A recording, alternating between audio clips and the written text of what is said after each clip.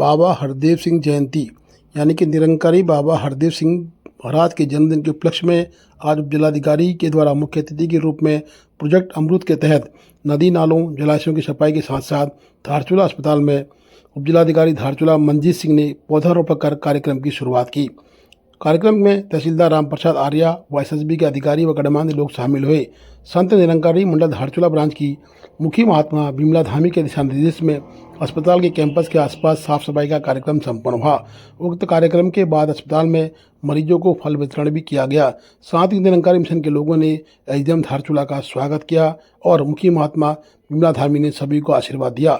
उक्त कार्यक्रम में बता दें कि विक्रम टमटा, विनोद कुमार, शकुंतला अग्री, धर्मेंद्र कश्यप जी, रविंद्र जी, अशोक स्वाति और अन्य संत निरंकारी महात्मा उपस्थित थे। कार्यक्रम के बाद निरंकारी संत भवन पर सत्संग कार्यक्रम हुए। साथ ही पौधारोपण कार्यक्रम में मंजीत सिंह के द्वारा पौधारोपण कार्यक्रम किया गया। उसके उपरांत अन्य लोगों के द्वारा सत्संग कार्यक्रम किया गया, भजन इत्यादि किए गए। सदगुरु माता मुखी के द्वारा दीक्षा इत्यादि के कार्यक्रम किए गए। महाराज के आशीर्वाद के पात्र बने लोगों को लंगर ग्रहण कराया गया। आज कार्यक्रम में मुख्य अतिथि के रूप में एसडीएम धारचूला मंजीत सिंह के द्वारा पौधारोपण किया गया। मंजीत सिंह ने बताया कि मेरे छोटे पुत्र का जन्मदिन भी है। आज इस शुभ कार्य को करके वे काफ़ी खुश दिखाई दे रहे हैं और खुशी का एहसास कर रहे हैं। साथ ही उन्होंने निरंकारी संत के लोगों को धन्यवाद दिया कि उस कार्यक्रम में उन्हें मुख्य अतिथि बनाया गया।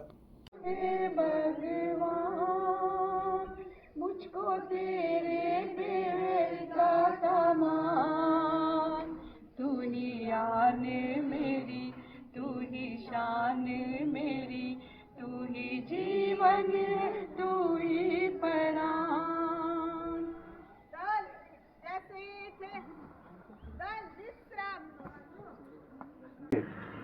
मैं संत निरंकारी मिशन की तरफ से मुझे इस कार्यक्रम में बुलाने पर पौधारोपण करने के लिए बुलाने के लिए बहुत बहुत धन्यवाद देता हूँ।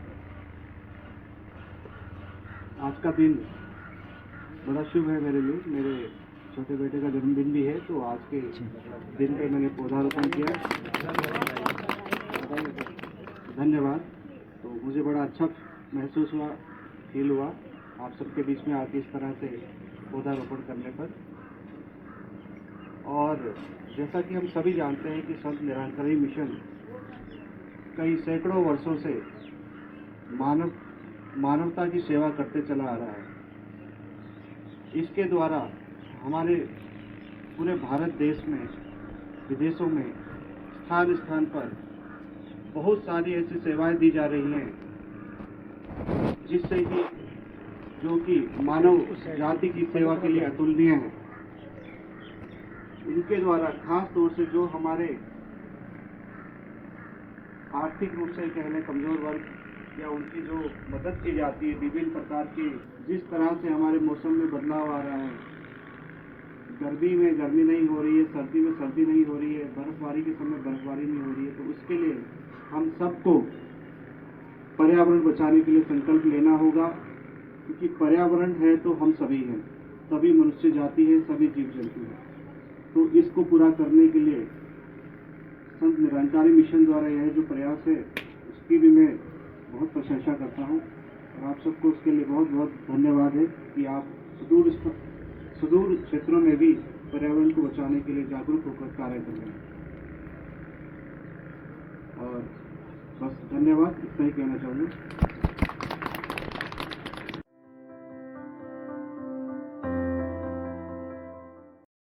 आज़ादी के बाद आज जौलजीबी जनता को मिला अपना चिकित्सालय। जौलजीबी के ग्राम सभा दूती बगड़ में प्राथमिक स्वास्थ्य केंद्र जौलजीबी का हुआ उद्घाटन। जिला पंचायत अध्यक्षा दीपिका बौरट द्वारा किया गया रिबन काटकर उद्घाटन। विशेष अतिथि सीडीओ पिथौरागढ़ नंदन कुमार, सीएमओ हीरा सिंह याकी, एसडीएम धारचूला मंजीत सिंह रहे। साथ ही सीएससी प्रभारी महेंद्र सिंह जायसवाल, तहसीलदार रामप्रसाद, बीडीओ दुर्गा प्रसाद, डॉक्टर सुंदर सिंह मोनाल, डॉक्टर चेतन, जिला पंचायत सदस्य गंगू दताल, जीवन ठाकुर, शकुंतला दताल, व्यापार मंडल के अध्यक्ष धीरम शत्रु, लीला बनंग्याल, सुरेंद्र सिंह धामी, सीएससी धारचूला का पूरा स्टाफ मौजूद रहा।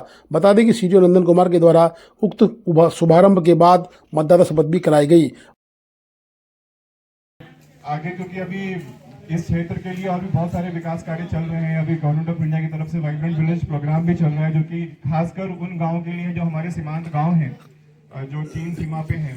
और हमारा जैसे जनमन कार्यक्रम चल रहा है, जो खासकर यहाँ के वनराजी जो जनजाति लोग हैं उनके लिए चल रहा है। तो उस दृष्टि से भी ये जो आज का जो दिन है वो बहुत इम्पोर्टेंट है। तो जो भी आज जो प्राइमरी हेल्थ सेंटर बना है, उससे आगे जो हमारे यहाँ के लोग हैं जो वनराजी हैं उनको हेल्थ की सुविधाएं यहीं मिल जाएंगी। बहुत इम्पोर्टेंट है और बहुत ही अच्छी बात है। इसके साथ ही मैं आगे क्योंकि अभी हमारा लोकसभा चुनाव भी है, तो मैं आज इस मंच से ये भी कहना चाहूँगा कि क्योंकि हमारा इस बार यूनिक बूथ का भी कॉन्सेप्ट आ रहा है, तो उसमें हमारे जो जैसे वनराजी हैं, हमारे पिथौरागढ़ में जो हमारा डायरेक्शन वो ये है कि 100%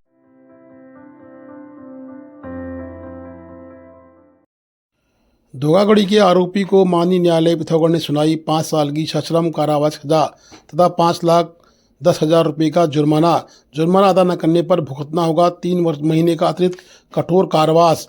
बता दें कि ललित पुनिठा पुत्र चंद्र प्रकाश पुनिठा निवासी ग्राम सिलपाटा थाना व जिला पिथौरागढ़ के विरुद्ध स्वयं को रॉयल पैंथर कंपनी का मालिक बताकर लोगों से धनराशि निवेश करने पर अधिक लाभांश देने का लालच देकर लाखों रुपए की धोखाधड़ी करने के आरोप में धारा 420, 500 से 120 आईपीसी के अंतर्गत अभियोग पंजीकृत किया गया था।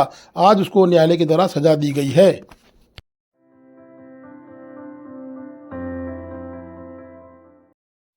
पुलिस अधीक्षक महोदय पिथौरागढ़ द्वारा ली गई अपराध गोष्ठी सैनिक सम्मेलन, सभी अधीक्षकों को दिए आवश्यक दिशा निर्देश, उत्कृष्ट कार्य करने वाले पुलिस कर्मियों को किया गया सम्मानित। बता दें कि हेड कांस्टेबल अशोक कुमार को चुना गया best employee of the month. Police अधीक्षक महोदय पिथौरागढ़ के द्वारा एफएफयू में नियुक्त हेड कांस्टेबल अशोक कुमार को उत्कृष्ट कार्य करने पर best employee of the month चुना गया। इसके अतिरिक्त माह में उत्कृष्ट कार्य करने पर उप निरीक्षक जितेंद्र सोराड़ी, उप निरीक्षक चंदन सिंह, उप निरीक्षक अधिसूचना मनोज विश्वकर्मा धारचूला, अपर उप निरीक्षक Pitambar Dutt Sharma, head constable Ashok Singh, head constable अधिसूचना जगदीश जोशी, जोत सिंह रमोला, आनंद खनगा को प्रसिद्धि पत्र देकर सम्मानित किया गया। आशाओं के आंदोलन को पंचायतों का समर्थन।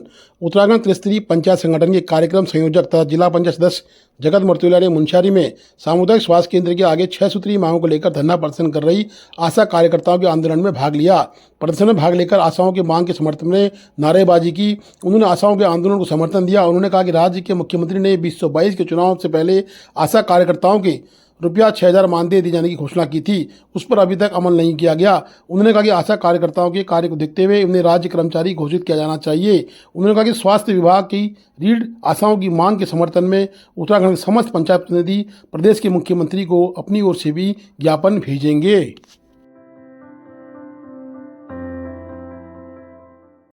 दारमा संघर्ष समिति के आंदोलन की बड़ी जीत, बीआरओ के द्वारा पुल निर्माण का कार्य शुरू कर दिया गया है। बता दें कि बीआरओ के द्वारा उक्त पुल को बनाने में काफ़ी कठिनाइयों का सामना करना पड़ रहा बताया गया था, परंतु जहां दारमा ने अपनी संघर्ष की शक्ति दिखाई, वहां बीआरओ के प्रशासनिक अधिकारी के हाथ पैर फूले, प्रशासन ने दबाव बनाया और बीआरओ के द्वारा कार्यस्थल पर कार्य शुरू कर दिया गया है। लगता है कि कार्यस्थल पर जल्दी ही कार्य शुरू कर बीआरओ आवागमन सुचारू कर देगा।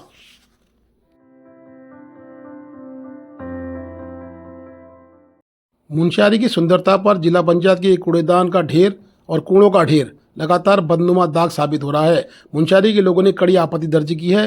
कूड़ेदान तो लग गए हैं, परंतु उनके निस्तारण की कोई व्यवस्था नहीं की है। कूड़ेदान के बाहर भी कूड़ों का ढेर लग गया है। जिला पंचायत के लोगों को समझना पड़ेगा कि मुंशियारी की सुंदरता किस तरह खराब की जा रही है, साथ ही महामारी का भी खतरा फैल रहा है। Please do like, share and subscribe DCL News.